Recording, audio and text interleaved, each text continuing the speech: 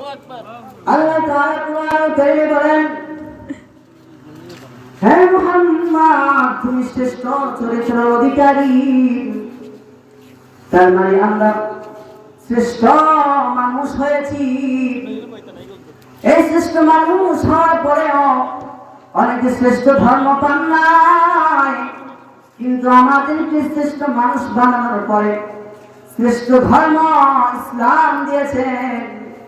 আবার শ্রেষ্ঠ ধর্ম ইসলাম পাওয়ার পরেও অনেকে আছে শ্রেষ্ঠ নবী পান নাই, কিন্তু আমাদেরকে এমন একজন নবীর উম্মত বানিয়েছেন যে নবীর উম্মত হওয়ার জন্য নবীরাও পাগল ছিল, যে নবীর উম্মত হওয়ার জন্য ঈসা পয়গম্বর আবার দুনিয়াতে আসবেন, যেই নবী যেই দিন আল্লাহ নেবেন, যেই দিন আল্লাহ কঠিন হয়ে যাবেন, হুঙ্কার দিবেন, আমরা এমন একজন নবীর উম্মত হয়েছি, সেই দিন আমাদের নবী ব্যতীত অন্য কোনো নবীর ক্ষমতা থাকবে না আল্লাহকে ঠান্ডা করা। আল্লাহ যেই দিন কঠিন হুঙ্কার দিবেন, সেই দিন মুসা পয়গম্বর বলবে ইয়া নাসি, ইব্রাহিম খলিলুল্লাহ বলবে ইয়া নাসি, মুসা কালিমুল্লাহ বলবে ইয়া আলাইকুম ওয়া রাহমাতুল্লাহি ওয়া বারাকাতুহু। ওয়ালাইকুম সালাম। نحمده ونصلي على رسوله الكريم. أما بعد فأعوذ بالله من الشيطان الرجيم. بسم الله الرحمن الرحيم.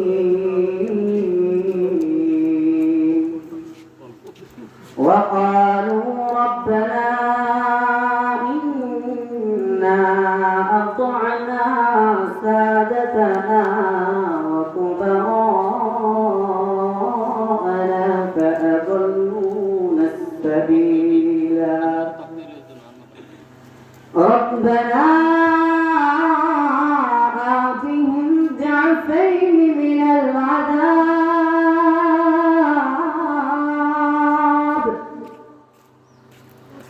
ربنا آتهم ضعفين من العذاب والعنهم لعنا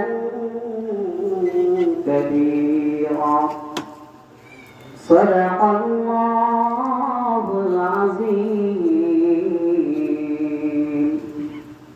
وقال نبينا صلى الله عليه وسلم طلب العلم فريضة على كل مسلم، أو كما قال النبي عليه الصلاة والسلام. الحمد لله. আল্লাহ তাআলার দরবারে অশেষ মেহেরবানি শুকরিয়া। আল্লাহ তাআলা আজকের এই বাইতুল কালাম মুহাম্মদিয়া আরবিয়া মাদ্রাসার মাহফিলের সমস্ত পেরেশানি, সমস্ত ঝামেলা মুক্ত করে মাহফিলের কার্যক্রম শুরু করার তৌফিক দিয়েছেন। তার পাশাপাশি আমার মতো অযোগ্য বান্দাকে যোগ্যতার মঞ্চে শিক্ষা হিসাবে, অভিজ্ঞতার জন্য, শিক্ষার জন্য কিছু কথা বলার তৌফিক দিয়েছেন। এই জন্য সে আল্লাহর দরবারে শুকরিয়া আদায় করেছি। আলহামদুলিল্লাহ। আলহামদুলিল্লাহ।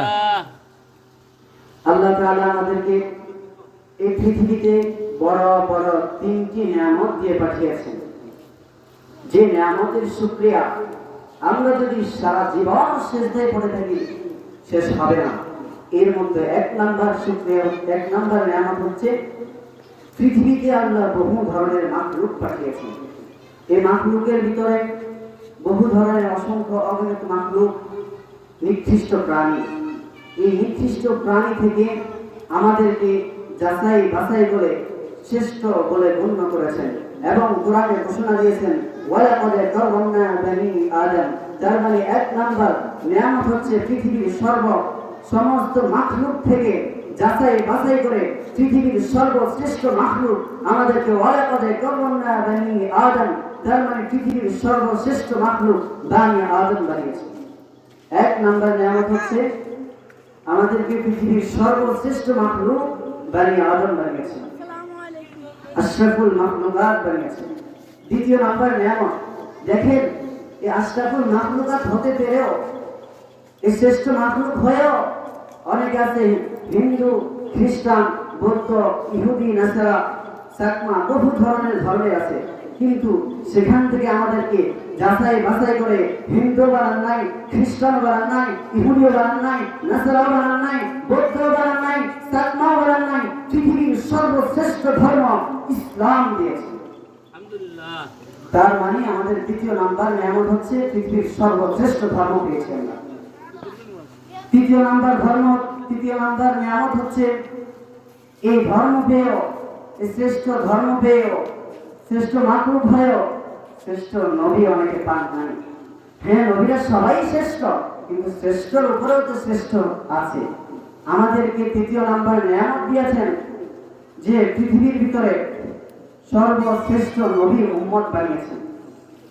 এই শ্রেষ্ঠ মাখলুক হয়ে শ্রেষ্ঠ ধর্ম পেয়েও অনেকে হয়েছেন ইব্রাহিম পয়গম্বরের উম্মত, অনেকে হয়েছেন মুসা পয়গম্বরের উম্মত, অনেকে হয়েছেন ঈসা পয়গম্বরের উম্মত, কিন্তু আমাদেরকে এমন একজন নবীর উম্মত বানিয়েছেন যেই নবীর উম্মত হওয়ার জন্য নবীরাও দোয়া করেছেন, যেই নবীর উম্মত হওয়ার জন্য ঈসা পয়গম্বর আবার দুনিয়াতে আসবেন, আমাদেরকে এমন একজন নবীর উম্মত বানিয়েছেন। এবং যে নবীকে আল্লাহ শ্রেষ্ঠ বলেও ঘোষণা দিয়েছেন, যে নবীর চরিত্রের ব্যাপারে আল্লাহ কোরআনে বলেছেন